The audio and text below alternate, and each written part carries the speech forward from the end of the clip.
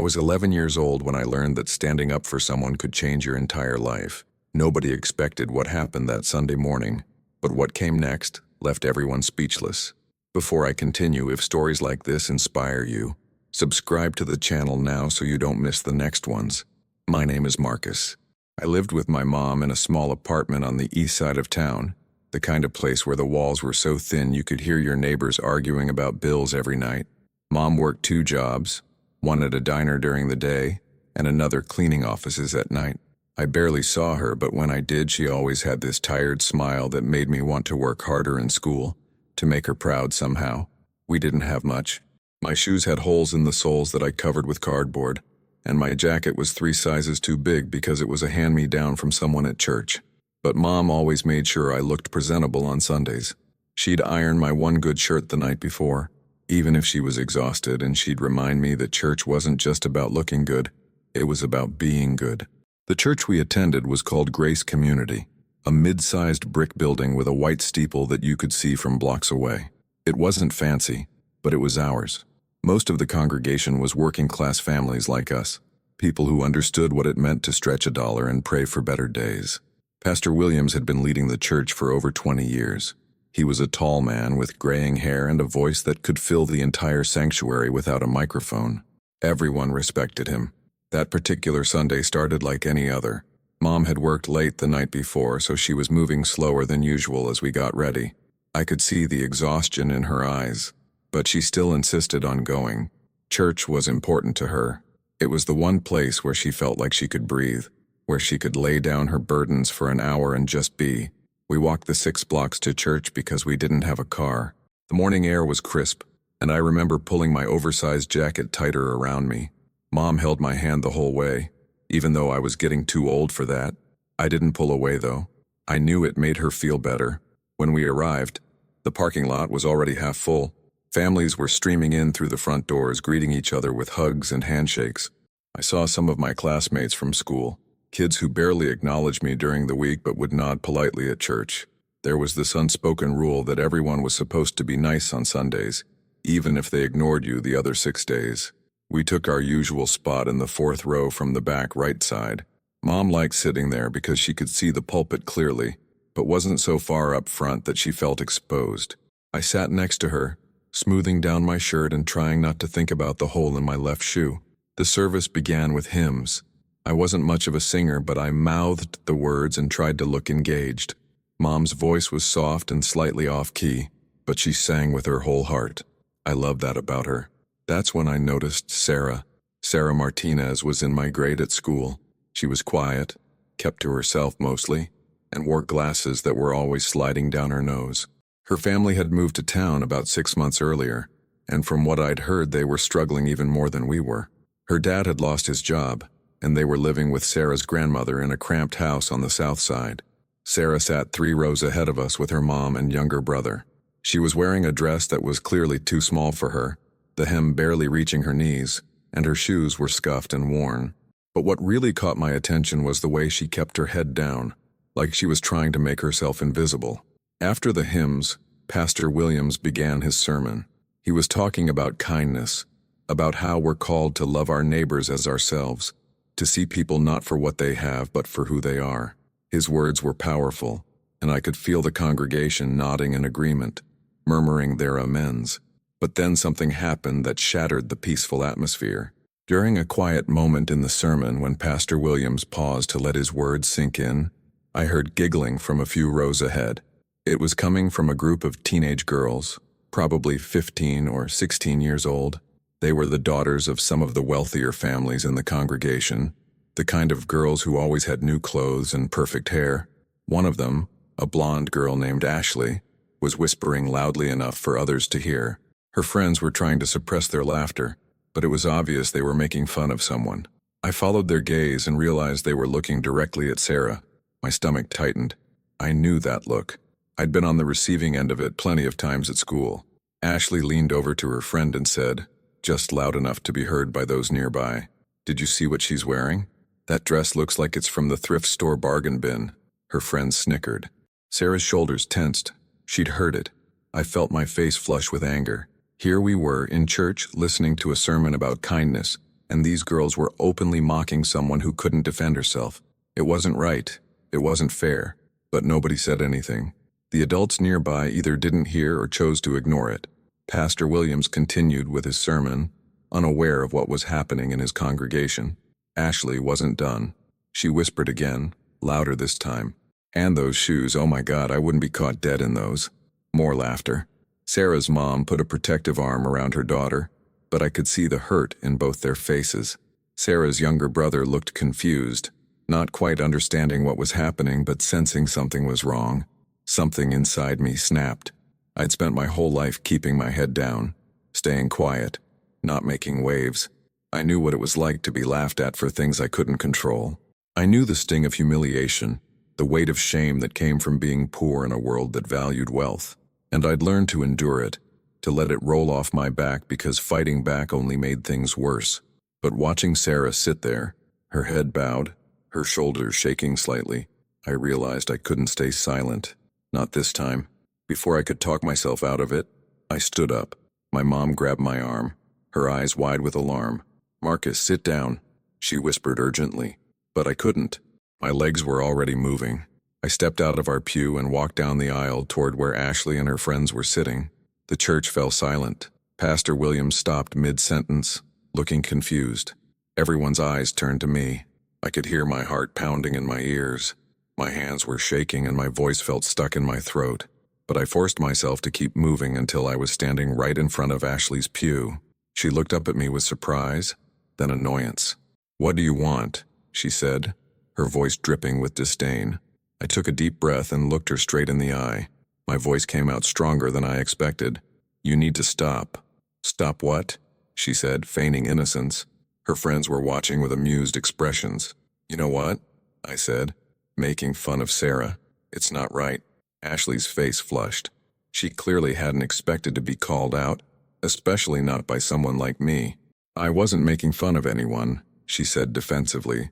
"We were just talking." "You were laughing at her clothes," I said, my voice steady now. "I heard you. Everyone heard you." The church was completely silent. I could feel hundreds of eyes on me, but I didn't look away from Ashley. She opened her mouth to respond, then closed it again, apparently at a loss for words. "She can't help what she wears," I continued. "Just like I can't help this jacket being too big or my shoes having holes in them. We're all doing the best we can. And if you can't see that, if you can't understand that, then maybe you're not listening to what Pastor Williams has been saying." Ashley's face went from flushed to pale. Her friends weren't laughing anymore. They looked uncomfortable, embarrassed even. I turned to look at Sarah. Her eyes were wide, tears streaming down her cheeks. But there was something else there too. Gratitude. Relief. Someone had finally stood up for her. Then I heard footsteps behind me. Pastor Williams had come down from the pulpit and was walking toward us. My heart sank. I'd just disrupted the entire service. I was probably about to get kicked out of church and my mom would be mortified. But when Pastor Williams reached us, he didn't look angry. His expression was thoughtful, almost moved. He looked at me, then at Ashley, then at the entire congregation. "Marcus," he said quietly, "what you just did took courage." I wasn't sure I'd heard him correctly. I expected him to scold me, to tell me that interrupting the service was disrespectful.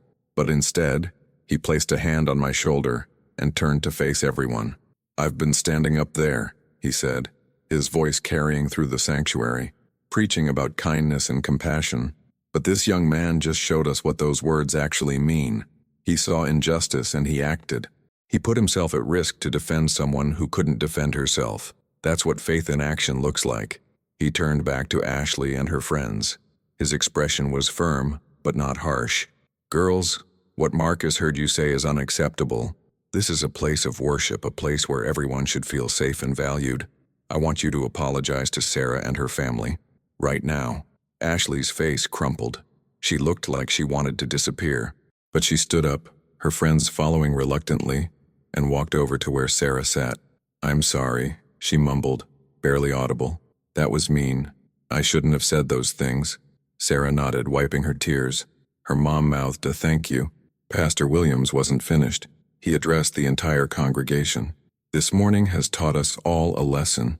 We can preach about love and kindness all we want, But if we don't practice it, if we don't stand up for each other, then our words mean nothing. Marcus reminded us of that today. Then he did something I never expected. He looked at me and said, "Marcus, would you and your mother please stay after the service? I'd like to speak with you both." My stomach dropped. Despite his kind words, I was still convinced I was in trouble. But I nodded. The rest of the service passed in a blur. I barely heard Pastor Williams finish his sermon. I just kept replaying what had happened, wondering what he wanted to talk to us about, worrying that I'd crossed a line I didn't fully understand. When the final hymn ended and people began filing out, my mom and I stayed in our seats. Sarah and her family walked past us. Sarah stopped and looked at me with those big, grateful eyes. "Thank you," she whispered. Then they were gone. Most of the congregation had cleared out when Pastor Williams approached us. He gestured for us to follow him to his office, a small room behind the sanctuary with bookshelves lining the walls and a wooden desk covered in papers and Bibles. He sat down and motioned for us to take the chairs across from him. My mom looked nervous. I could tell she was trying to figure out if I was about to be reprimanded, but Pastor Williams smiled warmly. "Mrs. Johnson," he said to my mom, "you've raised a remarkable young man." My mom's eyes filled with tears. She wasn't used to compliments, especially not about me. "Thank you, Pastor," she said softly. "I try my best." "I can see that," he said. Then he looked at me. "Marcus, what you did today was brave, but I imagine it wasn't easy." I shook my head. "No, sir. I was scared." "That's what makes it brave," he said. "Courage isn't the absence of fear. It's acting in spite of it. You saw something wrong and you stood up. That's rare, especially in someone so young." He leaned back in his chair, his expression thoughtful. "I've been thinking about starting a youth mentorship program here at the church, a way to help kids like you and Sarah, kids who are dealing with challenges but have so much potential. Would you be interested in being part of that?" I wasn't sure what to say. What would I have to do? "Just be yourself," he said. "Share your experiences. Help others who might be going through similar struggles. And in return, I'd like to help you. I know things are tight for your family. I'd like to set up a fund to help with school supplies, clothes, whatever you need. No strings attached. Just our way of supporting you." My mom's hand flew to her mouth. "Pastor, we couldn't possibly." "You absolutely can," he interrupted gently. "That's what community is for. We take care of each other. And Marcus has shown that he embodies the values we preach. I want to make sure he has every opportunity to continue growing into the man he's becoming." I looked at my mom. She was crying now, but they were tears of relief and gratitude. She nodded at me, giving me permission to accept. "Thank you, Pastor," I said, my own voice thick with emotion. "I don't know what to say." "Say you'll keep being who you are," he said. "That's all I ask." We talked for a little while longer about the details of the mentorship program and how the church could support us. By the time we left his office, the church was empty except for a few volunteers cleaning up. As my mom and I walked home, she held my hand again, squeezing it tightly. "I'm so proud of you, baby," she said, her voice breaking. "So proud." I squeezed back. "I just did what felt right." "I know," she said, "and that's exactly why I'm proud." That night, lying in bed, I replayed the entire day in my mind. I thought about Sarah's tearful thank you, about Ashley's embarrassed apology, about Pastor Williams' words and his unexpected offer of help. I realized that standing up for someone hadn't just changed Sarah's day or even my own. It had set something bigger in motion, something I couldn't fully understand yet, but could feel taking shape. The next morning at school, I wasn't sure what to expect. Would Ashley and her friends retaliate? Would people think I was some kind of troublemaker? But as I walked through the hallways, something different happened. Kids I'd never spoken to before nodded at me. A few even said hi. And when I got to my classroom, Sarah was waiting by my desk. "Hey," she said shyly. "Hey," I replied. "I just wanted to say thank you again for yesterday. Nobody's ever done anything like that for me before." I shrugged, trying to play it cool even though my heart was racing. "It was nothing." "It wasn't nothing," she said firmly. "It was everything." From that day on, things started changing in ways I never anticipated. Sarah and I became friends, real friends, not just kids who nodded at each other in the hallway. We'd eat lunch together, sitting at the table nobody else wanted, the one near the cafeteria trash cans. We didn't care. We had each other, and that felt like enough. But it wasn't just about Sarah and me anymore. Other kids started joining us at lunch. Quiet kids, overlooked kids, the ones who usually ate alone or pretended they weren't hungry so they could hide in the library. Within a couple weeks, our table went from 2 people to 7. We became this unintentional crew of misfits, and honestly, it felt good to belong somewhere. Pastor Williams kept his promise about the mentorship program. Every Wednesday evening, a group of us would meet at the church. There were about 12 kids in total, all from families who were struggling in different ways. Some had parents who'd lost jobs. Others were dealing with illness or divorce. We were all carrying weight that most people couldn't see. The program wasn't like school or formal counseling. Pastor Williams would start each session by checking in with everyone, asking how our week had been, really listening when we answered. Then we'd do activities together, sometimes service projects like organizing food drives or cleaning up the neighborhood park. Other times just sitting around talking about life, about our dreams, about the things that scared us. What surprised me most was how much I learned from the other kids. There was this girl named Jasmine whose mom was sick with cancer. She talked about how hard it was to watch someone you love suffer, how she felt guilty for being healthy when her mom wasn't. There was Miguel, whose dad had been deported and who hadn't seen him in 2 years. He carried this photo in his wallet and would look at it when he thought nobody was watching. Their stories made me realize that everyone's fighting battles nobody knows about. My mom working 2 jobs felt hard, but at least I had her. At least she came home every night, even if it was late. These kids were dealing with losses I couldn't imagine. Pastor Williams had this way of making each of us feel seen. He remembered details about our lives, would ask follow-up questions about things we'd mentioned weeks earlier. He genuinely cared, and that made us want to show up, to try harder, to be better. The church fund he'd mentioned that first Sunday turned out to be more than I expected. Within a month, I had new shoes that actually fit, a winter coat that wasn't 3 sizes too big, and a backpack that didn't have duct tape holding it together. My mom cried when Pastor Williams presented these things to us. She kept saying it was too much, that she didn't know how to repay him. He just smiled and said, "You don't repay kindness, you pass it forward." That phrase stuck with me. Pass it forward. I started thinking about what that meant, how I could do for others what Pastor Williams and the church had done for me. School became different too. Teachers who'd never paid much attention to me before started noticing. My English teacher, Mrs. Peterson, pulled me aside one day after class. She was in her 50s with gray streaked hair and reading glasses that hung on a chain around her neck. "Marcus," she said, "I heard about what you did at church. That took real character." I felt my face get hot. "Thank you, ma'am. I also wanted to tell you that your writing has improved significantly this semester. Your last essay about overcoming adversity was particularly moving. Have you ever thought about entering writing competitions?" I hadn't. Writing was just something I did for homework, not something I considered a skill or talent. But Mrs. Peterson seemed genuinely impressed, and that made me curious. "What kind of competitions?" I asked. She handed me a flyer for a statewide youth writing contest. The theme was Voices of Change, Stories That Matter. First prize was a $1,000 scholarship and publication in a regional magazine. "I think you should enter," she said. "You have a voice worth hearing." That night I sat at our small kitchen table with a notebook and pen, trying to figure out what to write about. My mom was at her night job, so the apartment was quiet except for the hum of the refrigerator and the distant sound of traffic. I thought about everything that had happened over the past few months, about standing up in church, about Sarah's grateful tears, about the mentorship program and the kids I'd met there.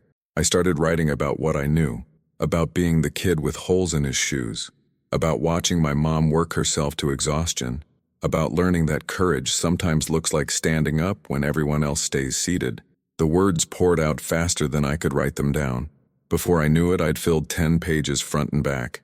Over the next few weeks, I refined that piece, working on it during lunch, staying after school to use the library computers to type it up. Mrs. Peterson helped me edit, showing me how to strengthen my sentences and cut unnecessary words. Sarah read it and cried, telling me it was the most honest thing she'd ever read. I submitted the essay 2 days before the deadline, not really expecting anything. There were probably hundreds of entries from kids all over the state, many of them from fancy private schools with professional writing coaches. What chance did I have? But I'd done it. I'd put my story out there, and that felt like its own kind of victory. Meanwhile, the mentorship program kept growing. Pastor Williams expanded it to include not just Wednesday meetings but also Saturday workshops. He brought in guest speakers, people from the community who'd overcome their own struggles. We heard from a woman who'd started her own business after being homeless, a man who'd turned his life around after spending time in prison, a teacher who'd grown up in foster care and now dedicated her life to helping kids. Each story resonated differently, but they all carried the same message. Your circumstances don't define you. Your choices do. One Saturday in early spring, Pastor Williams announced something that made all of us sit up straighter. "I've been in contact with the local community college," he said. "They're offering a summer program for high school students interested in exploring different career paths. It's completely free, including books and supplies. I've managed to secure spots for anyone in this group who's interested." The room erupted in excited chatter. A free college program? That was huge.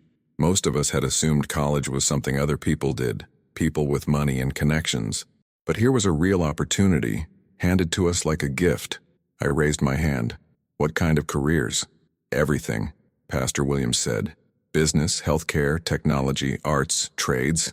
You'll get to try different things, see what interests you, and you'll get college credit that can transfer later if you decide to pursue higher education." I couldn't believe it. I glanced at Sarah, who was grinning so wide I thought her face might split. Miguel looked stunned, like he couldn't process what he'd just heard. Jasmine had tears in her eyes. "There's one requirement," Pastor Williams continued. "You have to maintain good grades between now and summer. That means C's or better in all your classes. And you need to complete 10 hours of community service. Can you do that?" We all nodded vigorously. 10 hours of community service was nothing. Good grades were harder, especially for some of us who'd been struggling. But suddenly we had real motivation. This wasn't just about passing classes anymore. This was about opening doors we didn't even know existed. The next few months became a blur of studying and volunteering. Sarah and I formed a study group with Miguel and Jasmine. We'd meet at the church library after school, helping each other with homework, quizzing each other for tests. My grades went from mostly C's with the occasional B to mostly B's with the occasional A. I'd never been a strong student before, not because I wasn't capable, but because I'd never really tried. Now I had a reason to try. For our community service, we organized a clothing drive at the church. We put up flyers all over the neighborhood, contacted local businesses, set up collection boxes. Within 3 weeks, we'd gathered over 200 bags of clothes, shoes, and winter gear. Pastor Williams helped us sort everything and distribute it to families in need. I kept thinking about his words. Pass it forward. Here I was, wearing shoes that had been donated to me just months earlier, now helping collect donations for others. The circle felt complete somehow. Then in late April, something happened that I wasn't prepared for. I got called down to the principal's office during third period. My heart sank. Getting called to the office was never good news. I ran through everything I'd done recently, trying to figure out what I might be in trouble for, but came up empty. Principal Hayes was sitting at her desk when I arrived. She was a stern-looking woman in her 60s who rarely smiled. But when I walked in, she gestured to a chair with what almost looked like warmth in her eyes. "Marcus, sit down," she said. I sat, my hands gripping the armrests, preparing for bad news. "I wanted to let you know that you've won something," she said. I blinked. "Won what?" "The state writing competition. Your essay took first place out of over 800 entries."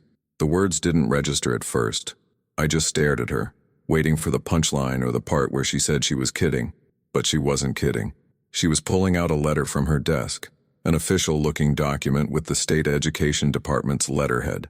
"First place comes with a $1,000 scholarship and publication," she continued.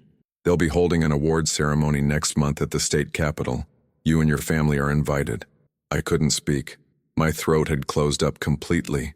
$1,000, publication, an awards ceremony. None of it felt real. "Marcus," Principal Hayes said, and her voice was gentler than I'd ever heard it. "This is a significant achievement. You should be very proud." "I am," I managed to whisper. "I just can't believe it." "Believe it," she said. "Your words moved the judges. They said your essay was raw, honest, and powerful. They said it reminded them why these competitions matter, because they give voice to students who might otherwise go unheard." She handed me the letter. I held it carefully, like it might disintegrate if I gripped too hard. "Can I tell my mom?" I already called her, Principal Hayes said, with something that might have been a smile. She's very proud. She cried on the phone. Of course she did. My mom cried at commercials. This would have her sobbing for days. But I couldn't wait to see her, to share this moment, to show her that all her sacrifice was worth something. If this story has moved you so far, hit that like button and subscribe to the channel, because there are other real and emotional stories you can't miss. The awards ceremony was scheduled for the first Saturday in May. Pastor Williams arranged for a van to take my mom and me to the state capitol, about 2 hours away. He insisted on coming with us, along with Mrs. Peterson and, to my surprise, Sarah. "You're part of this too," I told Sarah when she asked if she could come. "That essay was about both of us, about standing up. You should be there." The morning of the ceremony, I put on my church clothes, the nice outfit that had been donated through the church fund. My mom wore her best dress, the one she saved for special occasions. She'd taken the day off from both jobs, which almost never happened, and I could see the exhaustion in her face. But she was smiling, genuinely smiling, in a way I hadn't seen in years. The state capitol building was enormous, all marble columns and high ceilings that made our voices echo. There were probably 50 students there, all winners from different categories and grade levels. They looked confident, well-dressed, like they belonged in a place this fancy. I felt out of place until Sarah squeezed my hand and whispered, "You earned this." The ceremony itself was formal. A state senator gave a speech about the importance of youth voices. The education commissioner talked about the power of writing to change minds and hearts. Then, one by one, they called up winners to receive their awards. When they called my name, my legs felt like rubber. I walked up to the stage, shook hands with officials whose names I immediately forgot, and accepted a certificate and an oversized check made out for $1,000. The audience applauded politely, but it was what happened after that changed everything again. The senator asked if I'd be willing to read part of my essay aloud. I hadn't prepared for this. Public speaking terrified me, but I looked out at the audience and saw my mom, tears streaming down her face, and Pastor Williams nodding encouragement, and Sarah giving me a thumbs up. I took a deep breath and began to read. I was 11 years old when I learned that standing up for someone could change your entire life. I grew up poor, the kind of poor where you put cardboard in your shoes and pretend you're not hungry at lunch. I learned early that invisible people don't get hurt as much, so I stayed quiet, stayed small, stayed out of the way, until the day I couldn't anymore. My voice grew stronger as I continued, describing that Sunday morning, Sarah's humiliation, my unexpected courage. I read about Pastor Williams's response, about the mentorship program, about learning that kindness creates ripples we can't always see. When I finished, the applause was different, louder, more genuine. People were standing up. My mom was sobbing openly now, and even Pastor Williams had to wipe his eyes. Afterward, people approached me. Other students wanted to talk about my essay. Parents thanked me for sharing my story. A woman from the regional magazine that would publish my piece said they'd received calls from readers who'd seen the advance copy, people who wanted to know how they could support programs like the one at Grace Community Church. "Your words are making a difference," she told me. "They're inspiring people to action." On the drive home, I stared out the window at the passing scenery, trying to process everything. 6 months ago, I'd been just another poor kid nobody noticed. Now I was an award-winning writer, a published author, someone whose words had moved strangers to tears. But the biggest change wasn't external. It was inside me. I'd discovered something about myself that I'd never known was there. I had a voice, and when I used it, people listened. My mom reached over from her seat and squeezed my shoulder. "I always knew you were special, baby, always." "Thanks, Mom," I said. "But I'm not special. I just finally figured out that staying silent doesn't protect you. Speaking up does." Pastor Williams turned around from the front seat. "That's wisdom beyond your years, Marcus. Hold on to that." I intended to, because I was starting to understand that my story wasn't just about me anymore. It was about every kid who felt invisible, every family struggling to get by, every person who thought their voice didn't matter. If sharing my experience could help even one person feel less alone, then every difficult moment had been worth it. Summer arrived, and with it, the community college program Pastor Williams had secured for us. 12 of us from the mentorship group enrolled, ready to explore possibilities we'd never dared imagine. The campus was small but well-equipped. with modern classrooms and friendly instructors who treated us like we belonged there. I decided to try the communications track, which included classes in writing, public speaking, and media production. Sarah chose healthcare, fascinated by the idea of becoming a nurse. Miguel went into automotive technology, discovering he had a natural gift for understanding how engines worked. Jasmine, despite everything happening with her mom, chose education, wanting to become a teacher who could help kids like us. The program was intense. We had classes 4 days a week, each session lasting 3 hours. We studied subjects I'd never encountered before, learned skills I didn't know existed. But more than the academics, we were building something bigger: confidence, self-belief, a sense that our futures weren't predetermined by our circumstances. One afternoon, during a break between classes, I sat outside on a bench overlooking a small garden. The sun was warm, and for the first time in a long time, I felt genuinely hopeful. Not just hopeful that things might get better, but certain that they would, because I was actively making them better. Sarah found me there, carrying 2 bottles of water from the vending machine. She handed me one and sat down beside me. "Can you believe we're actually here?" she said. "Sometimes it still doesn't feel real," I admitted. "That day in church," she said quietly, "when you stood up for me, I'd been thinking about asking my mom if we could switch to a different church. I couldn't take the whispers anymore, the looks. I felt so small." "You're not small," I said. "You never were." "I know that now," she said, "because you showed me. You didn't just defend me that day, Marcus. You gave me permission to defend myself, to believe I deserved respect." We sat in comfortable silence for a moment, watching other students walk by, heading to their next classes. These were kids from all over the county, different backgrounds and stories, but we were all here for the same reason. We wanted more, we wanted better, and someone had given us a chance to prove we could achieve it. The summer program ended in early August. On our last day, the instructors held a small graduation ceremony. Nothing fancy, just certificates and cake in the student lounge, but it meant everything to us. Each of us had completed the program with passing grades. Some of us, like Sarah and me, had even earned A's in multiple classes. When they called my name to receive my certificate, I walked up feeling different than I had at the state capitol. This wasn't about winning anymore. This was about finishing what I'd started, about proving to myself that I could do hard things when given the opportunity. The program director, a woman named Dr. Chen, shook my hand and leaned in close. "I want you to remember something, Marcus. You didn't just participate in this program. You excelled. You have what it takes to succeed at anything you choose to pursue. Don't let anyone tell you different." Her words settled deep in my chest. They felt true in a way that compliments sometimes don't. She wasn't being nice or encouraging. She was stating a fact based on what she'd observed. That evening, Pastor Williams hosted a celebration dinner at the church for everyone who'd completed the program. Our families came, and he'd organized a potluck where everyone brought a dish. The fellowship hall was filled with laughter and conversation, parents comparing notes about their kids' achievements, students sharing stories from the summer. My mom brought her famous macaroni and cheese, the one thing she made that people always asked for seconds of. I watched her talking with Jasmine's mom, both of them smiling, both looking lighter somehow. These women who carried so much weight every day were allowing themselves a moment of pure joy. Pastor Williams called for everyone's attention once we'd all eaten. He stood at the front of the room looking around at all of us with visible pride.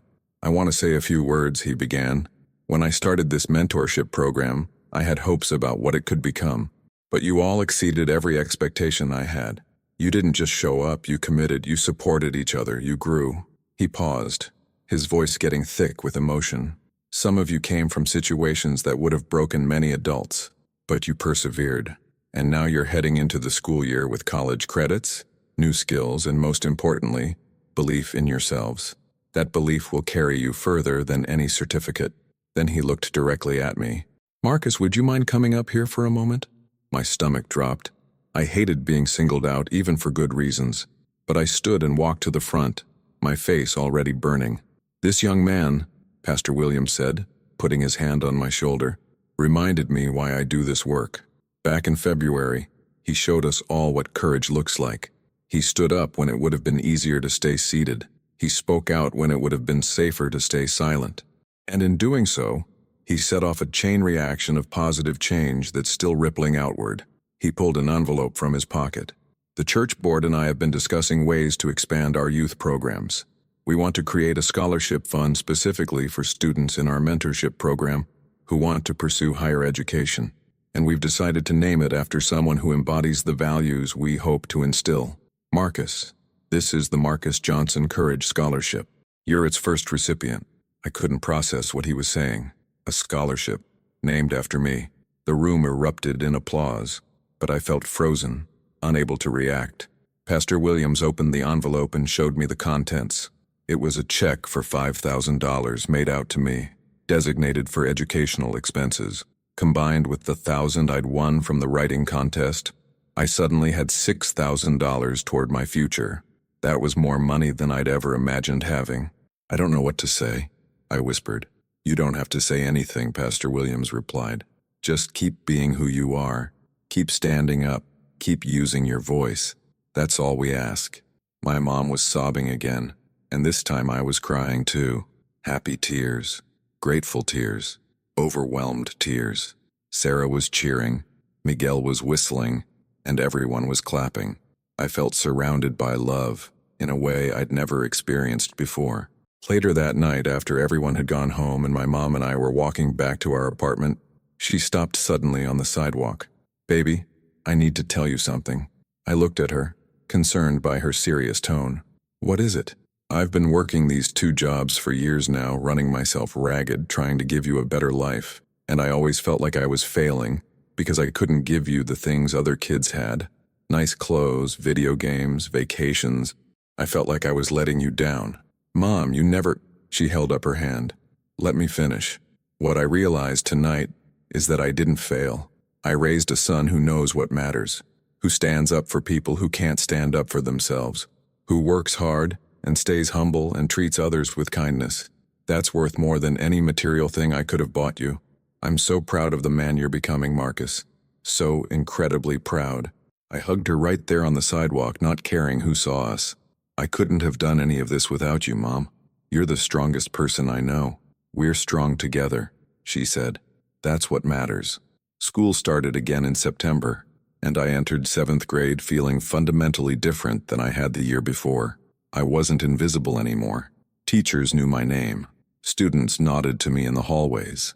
I'd become someone people recognized, not because I was popular or athletic or wealthy, but because of what I'd done and what I represented. The regional magazine published my essay in their October issue. Mrs. Peterson bought extra copies and displayed them in the school library. Kids I'd never met came up to me saying they'd read it, that it had moved them or made them think differently about the quiet kids they passed every day. Ashley, the girl from church who'd started everything, approached me one day after English class. I hadn't spoken to her since that Sunday. She looked uncomfortable, fidgeting with her backpack straps. Marcus, can I talk to you for a second? I nodded, curious but guarded. I wanted to apologize again, she said. For real this time, not just because Pastor Williams made me. What I did was cruel, and I've thought about it a lot over the past few months. I was showing off for my friends, trying to feel superior by putting someone else down. That says a lot more about me than it did about Sarah. I studied her face, looking for signs of insincerity, but she seemed genuine. Why are you telling me this now?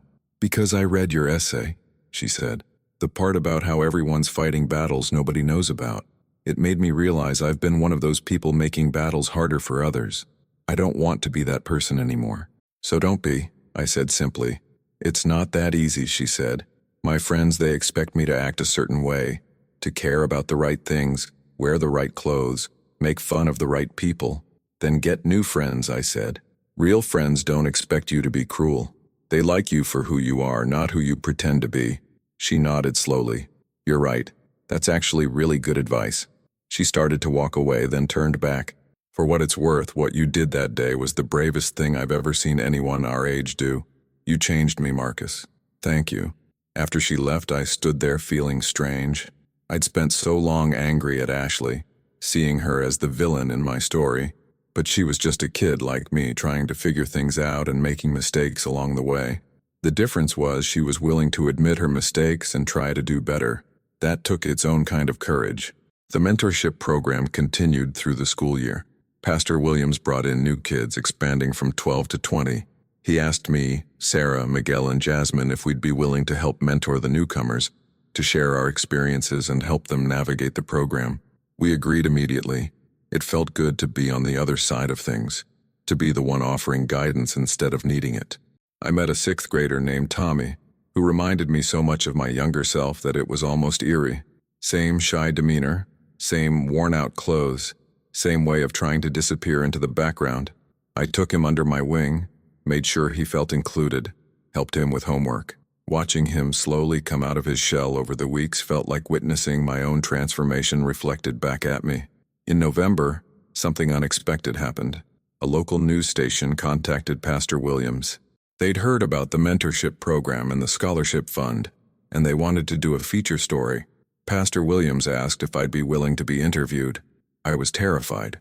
Being in the newspaper was one thing. Being on television was entirely different. But Pastor Williams reminded me that sharing our story could inspire other churches or community organizations to start similar programs. It could help more kids like us. The news crew came to the church on a Wednesday evening while we were having our regular meeting. They filmed us working on a service project, organizing donations for a homeless shelter. Then they interviewed several of us individually. When the reporter, a young woman named Jessica, sat down with me, I tried to remember everything Mrs. Peterson had taught me about speaking clearly and making eye contact. Marcus, what would you say to other young people who see injustice but are afraid to speak up? Jessica asked. I thought about it carefully. I'd say that fear is normal. I was terrified when I stood up in church that day. My heart was pounding. My hands were shaking. But I did it anyway because staying silent felt worse than the fear. And here's what I learned. When you stand up, you give other people permission to stand up too. You show them it's possible. Courage isn't about not being scared. It's about deciding that something else matters more than your fear. The interview aired the following week. My mom recorded it on her phone since we didn't have a DVR. Watching myself on television was bizarre. I sounded more confident than I felt, looked more put together than I thought I was. But the message came through clearly. The response was overwhelming.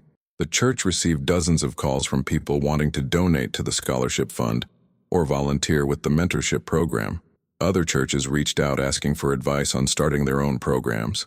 A local business owner who'd seen the segment contacted Pastor Williams offering to provide summer internships for kids in the program. I realized that my story, our story, was bigger than just us. It was becoming a catalyst for change in our entire community. That felt heavy and exciting at the same time. By the time winter break arrived, life had settled into a new normal. I was still the same kid with the same challenges. My mom still worked 2 jobs. We still lived in the same small apartment with thin walls. But everything felt different because I was different. I'd discovered something powerful. When you stop accepting things as they are and start working to make them better, impossible things become possible. Christmas that year was the best we'd ever had. Not because of presents, though the church had provided gift cards that let my mom buy me a few things I actually needed. It was best because my mom took 3 days off in a row, the longest break she'd had in years. We spent those days together, just the 2 of us, watching old movies and cooking meals and talking about the future. What do you want to be when you grow up? She asked me on Christmas Eve as we sat on our worn-out couch sharing a bowl of popcorn. I'd thought about this question a lot lately. I want to help people, I said. I'm not sure exactly how yet.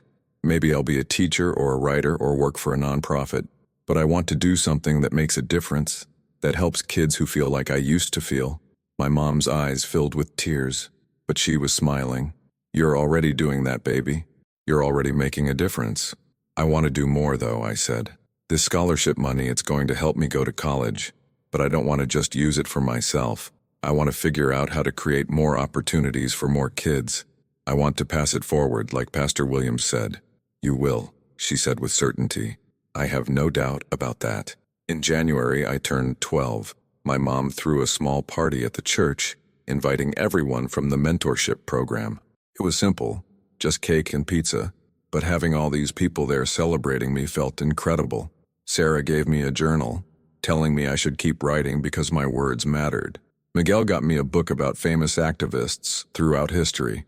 Jasmine made me a card with a quote that said, "Be the change you wish to see in the world." Pastor Williams pulled me aside during the party.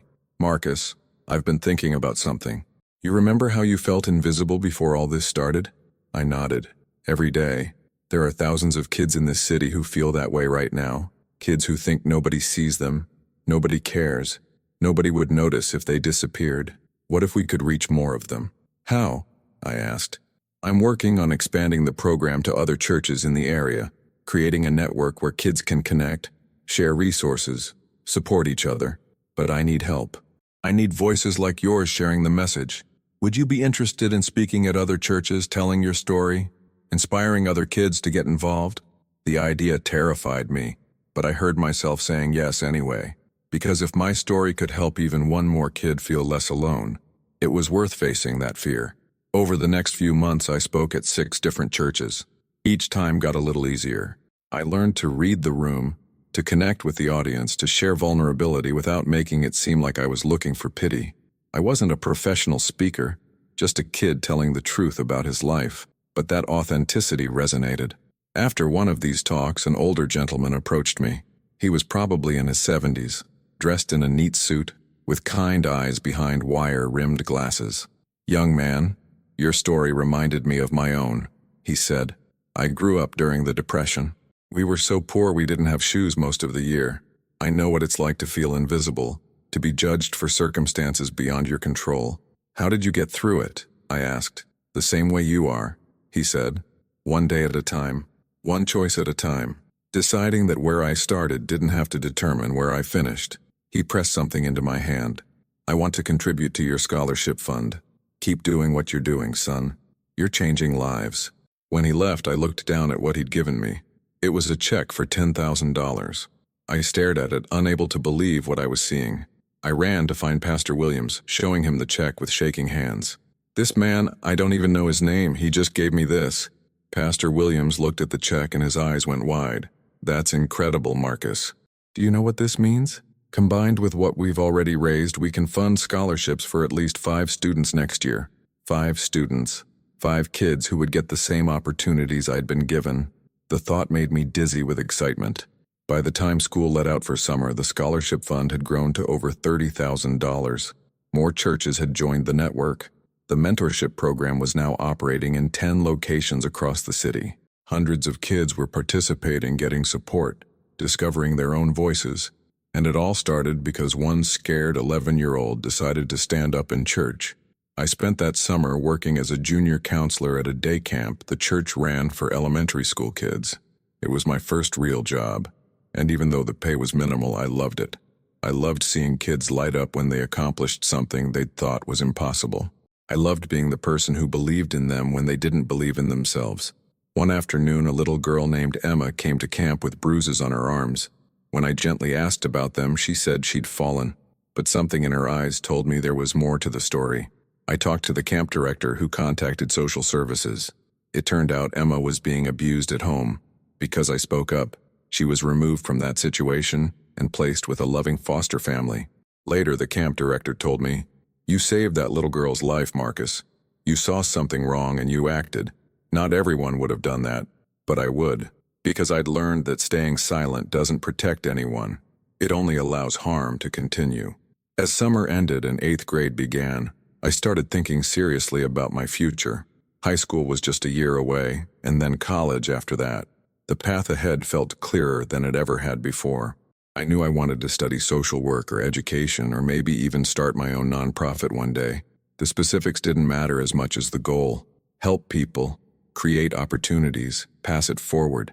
Sarah and I were still close, still sitting together at lunch, still supporting each other through everything. She told me she wanted to become a pediatric nurse, to work with sick kids like her mom had been. Miguel had been accepted into a special automotive program at the technical high school. Jasmine's mom had gone into remission, and Jasmine was thriving, talking about becoming a guidance counselor. We were all finding our paths, discovering who we wanted to become, and we were doing it together, lifting each other up along the way. One Sunday in October, almost 2 years after that first incident, Pastor Williams asked me to share a few words during the service.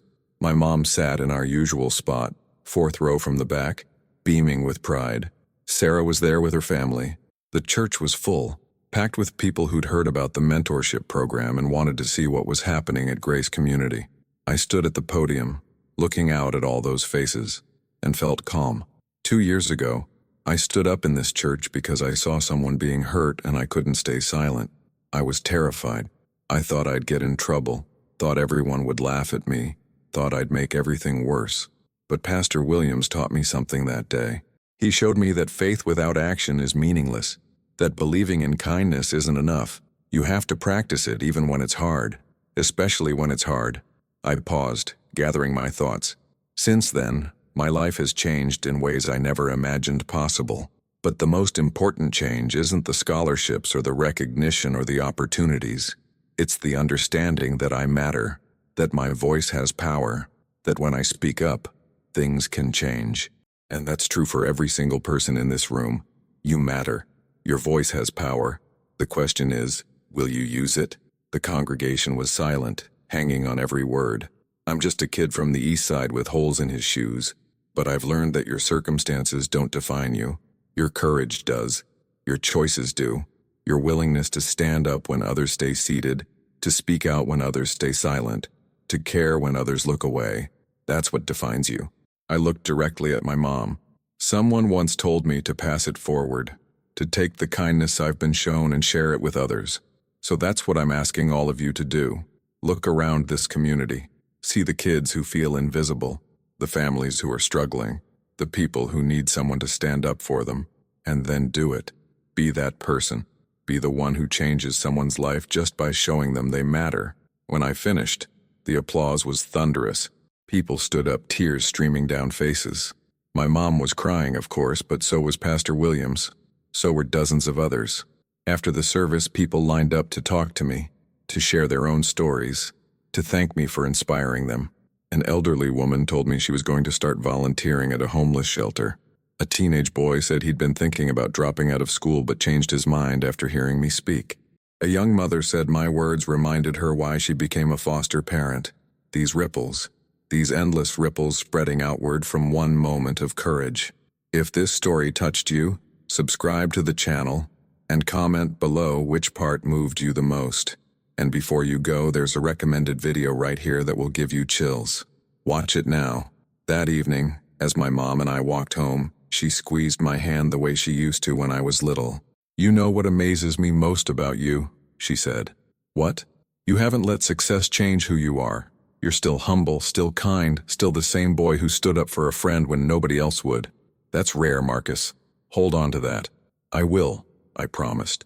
"Because none of this means anything if I forget where I came from or why I started." Now, 3 years later, I'm in high school. The scholarship fund has grown to over $100,000. We've helped 32 students pursue higher education. The mentorship program operates in 25 churches across 3 counties. Kids who once felt invisible are discovering their voices, their power, their potential. And it all started with one choice: to stand instead of sit, to speak instead of stay silent, to care instead of look away. I still live in that small apartment with my mom. She still works hard, though she's down to 1 job now because the church helped her find better employment. I still have friends who struggle, who face challenges I can't imagine. But we face them together. We lift each other up. We remind each other that we matter. Because that's what I learned that Sunday morning when I was 11 years old. One person speaking up can spark a movement. One act of courage can inspire thousands more. One voice, no matter how small or scared, can change everything. So here's what I want you to take from my story. You have that power too. Maybe you're not standing in a church or speaking at events or starting programs, but you see things. Injustice, cruelty, people being overlooked or hurt or dismissed, and you have a choice. Stay silent or speak up. Look away or step forward. Accept things as they are or work to make them better. I chose to speak up, and my entire life changed because of it. Not just my life, hundreds of lives, maybe thousands. What will you choose? Have you ever judged someone and later realized you were wrong? What lesson did you learn from this story? Have you ever experienced something similar? Think about it, and then act, because the world needs more people willing to stand up, and that person could be you.